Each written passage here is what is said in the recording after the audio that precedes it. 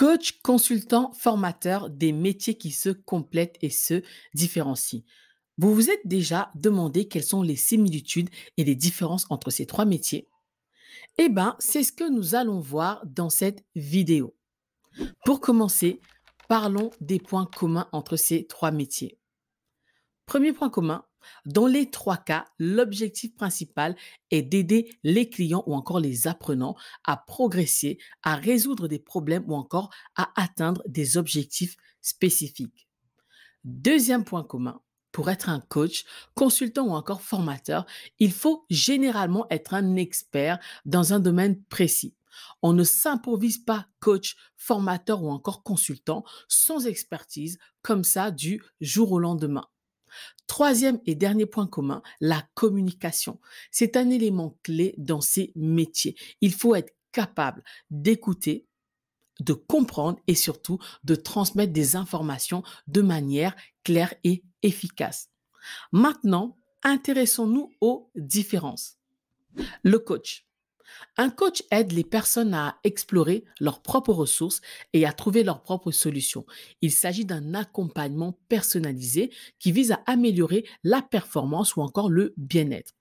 Le coach ne donne généralement pas de conseils, mais guide plutôt le client dans sa réflexion. Pour cela, vous allez vous appuyer, donc le coach va s'appuyer sur diverses techniques dont la sophrologie pour certains ou encore la PNL, la programmation neuro-linguistique. Toutefois, le travail d'un coach ne se résume pas à aider quelqu'un à découvrir ses propres solutions. Disons que c'est une partie de son travail, mais ce n'est pas tout. Le véritable but d'un coach, c'est d'aider la personne à atteindre son objectif, celui qui compte vraiment pour elle. Pour cela, le coach utilise tout ce qu'il sait sur la manière dont notre esprit fonctionne pour avoir un impact réel et aider la personne à réussir. On va s'intéresser au formateur. Le formateur, quant à lui, enseigne, transmet des compétences ou encore des connaissances à un groupe d'apprenants. Pour cela, il utilise des méthodes pédagogiques adaptées pour faciliter l'apprentissage et veille à ce que les apprenants comprennent et intègrent les sujets abordés. Voyons du côté des consultants. Le consultant, alors, c'est un expert qui apporte des solutions concrètes et des conseils adaptés aux besoins spécifiques d'une entreprise ou d'un individu.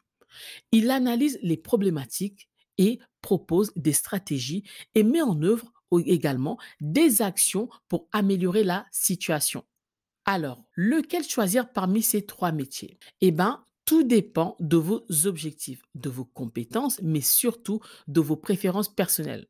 Certaines personnes aiment l'accompagnement individuel et le soutien émotionnel offert par le coaching. D'autres préfèrent l'aspect stratégique et analytique du consulting. D'autres, comme moi, aiment la transmission du savoir et l'interaction avec les apprenants, ce qui nous a naturellement conduit à devenir formateurs ou formatrices. Mais sachez qu'il est tout à fait possible de combiner ces métiers et d'en tirer le meilleur parti en fonction des besoins de votre environnement et surtout des opportunités qui se présentent à vous. Donc n'hésitez pas, vous pouvez devenir coach formateur, formateur consultant, consultant coach, à vous de voir. Si vous sentez l'âme d'un coach, d'un consultant ou d'un formateur, tout ce que je peux vous dire, c'est foncez. Vous avez tout à gagner en aidant les autres à grandir et à réussir. Je vous dis à bientôt au sein de l'école des formateurs. C'est la fin de cette vidéo et à plus tard pour notre prochaine rencontre.